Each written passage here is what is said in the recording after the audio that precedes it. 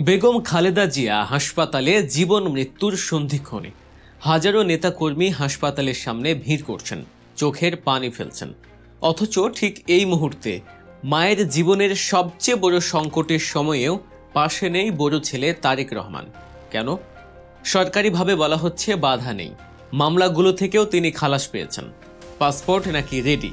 তবুও কেন ডিসেম্বরের শুরুতে ফেরার কথা দিয়েও তারিখ পিছিয়ে দিলেন তিনি? নিজের ফেসবুক স্ট্যাটাসে তারেক রহমান নিজের মুখে স্বীকার করলেন এক অদ্ভুত অসহায়ত্বের কথা। তিনি ফিরতে চান, কিন্তু সিদ্ধান্তটা নাকি তার একার হাতে নেই। তবে কি পর্দার আড়ালে চলছে কোনো ভয়ঙ্কর খেলা?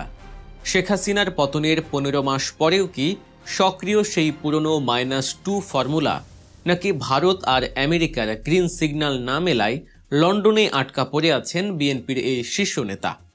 আজকের ভিডিওতে আমরা উন্মোচন করব তারেক রহমানের দেশে না ফেরার পেছনের আসল কারণ এবং পর্দার আড়ালের সেই গভীর ষড়যন্ত্রের গল্প। বেগম খালেদা জিয়ার শারীরিক অবস্থা নিয়ে নতুন করে কিছু বলার নেই। কখনো শোনা যাচ্ছে অবস্থা অত্যন্ত সংকটাপন্ন, আবার কখনো সামান্য উন্নতির খবর মিলছে। দল মত নির্বিশেষে মানুষ তার জন্য দোয়া করছে। কিন্তু এই আবেগঘন পরিস্থিতির মধ্যেও রাজনৈতিক মহলে সবচেয়ে বড় প্রশ্ন হয়ে দাঁড়িয়েছে একটি বিষয়: তারেক রহমান কেন আসছেন না? একজন সন্তান হিসেবে মায়ের এই অবস্থায় তারেক রহমানের পাশে থাকার আকুতিটা যে কতটা তীব্র তা সহজেই অনুমান করা যায়। কিন্তু বাস্তবতা বলছে ভিন্ন কথা। দলের ভেতর থেকে বারবার গুঞ্জন শোনা যাচ্ছিল নভেম্বরেই ফিরবেন তিনি। এরপর শোনা গেল ডিসেম্বরের প্রথম সপ্তাহে।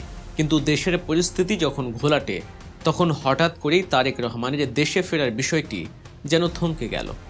সবচেয়ে অবাক করা বিষয় হলো, বর্তমান অন্তর্বর্তীকালীন সরকারের পক্ষ থেকে কিন্তু স্পষ্ট বার্তা দেয়া হয়েছে। প্রধান উপদেষ্টার প্রেস সচিব শফিকুল আলম নিজের ফেসবুকে ঘোষণা দিয়েছেন, তারেক রহমানের দেশে ফিরতে সরকারের পক্ষ থেকে কোনো আইনি বাধা বা আপত্তি নেই, অর্থাৎ সরকার তাকে আটকাবে না। অন্যদিকে বিগত আওয়ামী লীগ সরকারের আমলে এবং তারও আগে ফখরুদ্দিন মঈনুদ্দিন সরকারের আমলে তার ও তার স্ত্রী জোবাইদা রহমানের বিরুদ্ধে যেসব মামলা ছিল, আইনি প্রক্রিয়ায় সেগুলোর বেশিরভাগ থেকেই তিনি খালাস পেয়েছেন।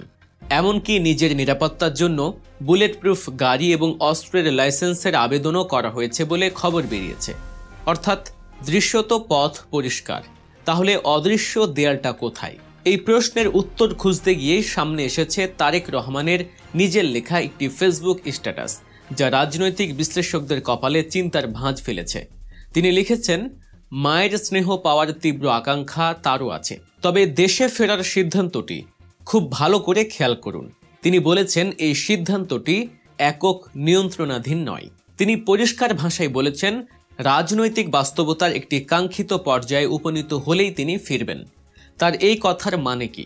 তিনি কি কোনো সিগন্যালের জন্য অপেক্ষা করছেন, নাকি দেশের ভেতরে বা বাইরে এমন কোনো শক্তি আছে যারা কলকাঠি নাড়ছে আর তারেক রহমান সেই সুতোর টানে আটকে আছেন? মির্জা ফখরুল ইসলাম আলমগীরকে যখন সাংবাদিকরা এই স্ট্যাটাস নিয়ে প্রশ্ন করলেন, তিনিও রহস্য জিইয়ে রাখলেন। বললেন, তারেক রহমানের স্ট্যাটাসেই সব ব্যাখ্যা আছে, এর বাইরে কিছু বলার নেই। মানে ডালমে কুচ কালা হে, দলও মুখ খুলতে চাইছে না। প্রিয় দর্শক, তারেক রহমানের এই না ফেরার পেছনে আন্তর্জাতিক ভূ রাজনীতি এবং -2 ফর্মুলার যে গভীর সমীকরণ কাজ করছে তা নিয়ে আমরা এখনই বিস্তারিত আলোচনায় যাব। তার আগে অনুরোধ করব, এমন সব এক্সক্লুসিভ বিশ্লেষণ সবার আগে পেতে আমাদের চ্যানেল গল্প নিউজ এখনই সাবস্ক্রাইব করে বেল আইকনটি চেপে দিন। আসুন এবার একটু পেছনের ইতিহাসে যাই। রাজনীতিতে একটা কথা খুব চালু আছে, -2 ফর্মুলা। 1/11 সেনা সমর্থিত তত্ত্বাবধায়ক সরকারের আমলে এই ফর্মুলা খুব জনপ্রিয় ছিল। উদ্দেশ্য ছিল রাজনীতি থেকে শেখ হাসিনা এবং খালেদা জিয়া অর্থাৎ দুই নেত্রীকে মাইনাস করে দেয়া। রাজনৈতিক বিশ্লেষক মহিউদ্দিন আহমেদের মতে সে সময় এজেন্ডা শুধু -2 ফর্মুলা ছিল না, ছিল -4, অর্থাৎ দুই পরিবারকে রাজনীতি থেকে সরিয়ে দেয়া। শেখ হাসিনা দেশ থেকে পালিয়েছেন, অর্থাৎ রাজনীতির মাঠ থেকে তিনি এক প্রকার মাইনাস। খালেদা জিয়া অসুস্থতার কারণে নিষ্ক্রিয়, এখন বাকি রইলেন একমাত্র তারেক রহমান। সম্প্রতি বিবিসির এক সাক্ষাৎকারে শেখ হাসিনা ছেলে সজীব অজেদ জয় একটি অদ্ভুত কথা বলেছেন। তিনি বলেছেন, বাংলাদেশে বড় দুটি দলের নেতৃত্বে পরিবর্তন আনতে বিদেশ থেকে একটি খেলা চলছে। বড় দুটি দল বলতে তিনি আওয়ামী লীগ আর বিএনপিকেই বুঝিয়েছেন। জয়ের এই কথা কি বাতাসের উপর বলা, নাকি তিনিও কোনো গোয়েন্দা তথ্য জানেন? যদি জয়ের কথা সত্য হয়, তবে কি তারেক রহমানকে দেশে ফিরতে না দেওয়াটা সেই আন্তর্জাতিক গেম প্ল্যানেরই অংশ? বিএনপিকে কি তারেক রহমান ছাড়াই নির্বাচনে যেতে বাধ্য করা হবে? এখানেই চলে আসে ভূ রাজনীতির প্রসঙ্গ। বিএনপির একটি অংশ মনে করে তারেক রহমানের ফেরার পথে বাধা হয়ে দাঁড়িয়েছে প্রভাবশালী কয়েকটি দেশের আপত্তি। উইকিলিক্সের ফাঁস হওয়া নথিতে দেখা গিয়েছিল যুক্তরাষ্ট্রের কূটনীতিকরা একসময় তারেক রহমানের নেতৃত্ব নিয়ে শঙ্কা প্রকাশ করেছিলেন। ভারত এবং আমেরিকার নীতিতে কি কোনো পরিবর্তন এসেছে, নাকি তারা এখনও মনে করে তারেক রহমান ফিরলে তাদের স্বার্থ বিঘ্নিত হতে পারে? লন্ডন থেকে ঢাকায় ফেরার টিকিট কাটতে হলে শুধু পাসপোর্ট থাকলেই হয় না। রাজনীতির মাঠে প্রভাবশালী প্রতিবেশী এবং পরাশক্তিদের গ্রিন সিগন্যাল লাগে। তারেক রহমানের স্ট্যাটাসের একক নিয়ন্ত্রণাধীন নেই, এই কথাটা কি সেই গ্রিন সিগন্যাল না পাওয়ারই ইঙ্গিত? আরেকটি বিষয় আমরা ভুলতে পারি না, 2008 সালে তারেক রহমান যখন দেশ ছাড়েন তখন তিনি 18 মাস জেল খেটেছিলেন। বিএনপির প্রয়াত নেতা মওদুদ আহমদ তার কারাগারে কেমন ছিলাম বইতে লিখেছিলেন, এমন হতে পারে যে জেনারেলদের সাথে তারেক রহমানের কোনো অলিখিত চুক্তি বা সমঝোতা হয়েছিল। হয়তো তিনি মুচলেকা দিয়েছিলেন যে নির্দিষ্ট সময় পর্যন্ত তিনি রাজনীতিতে জড়াবেন না বা দেশে ফিরবেন না। সেই 2008 সাল থেকে 2024 দীর্ঘ সময় পার হয়েছে। সেই চুক্তির মেয়াদ কি শেষ হয়েছে, নাকি শেখ হাসিনার পতনের পরেও সেই অদৃশ্য চুক্তির ছায়া এখনও তাকে তাড়া করে ফিরছে?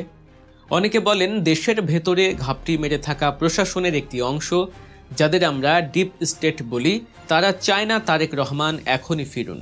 কারণ তিনি ফিরলে নির্বাচনের সমীকরণ বদলে যাবে, বিএনপির জনসমর্থন জোয়ারের মতো বাড়বে, যা হয়তো বর্তমান অন্তর্বর্তীকালীন সরকার বা তাদের পেছনের কুশীলবরা চাইছেন না।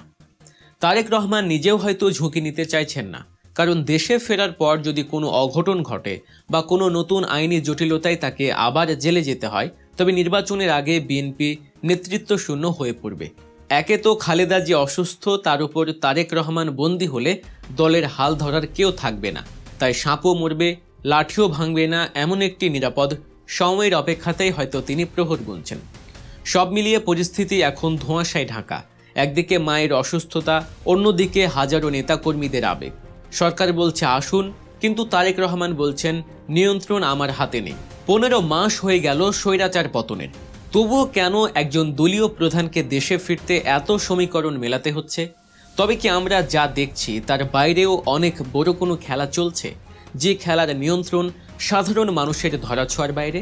তারেক রহমান কি শেষ পর্যন্ত নির্বাচনের আগে ফিরতে পারবেন, নাকি তাকে বিদেশের মাটিতে রেখেই বাংলাদেশে নতুন কোনো রাজনৈতিক মেরুকরণ বা মাইনাস ফর্মুলার বাস্তবায়ন দেখব আমরা? উত্তরটা কেবল সময়ই বলে দেবে।